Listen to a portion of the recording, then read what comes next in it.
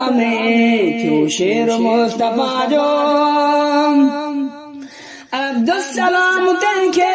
कंदो सलाम आहे दिल सा पयो मनी दो तंखे इमाम आहे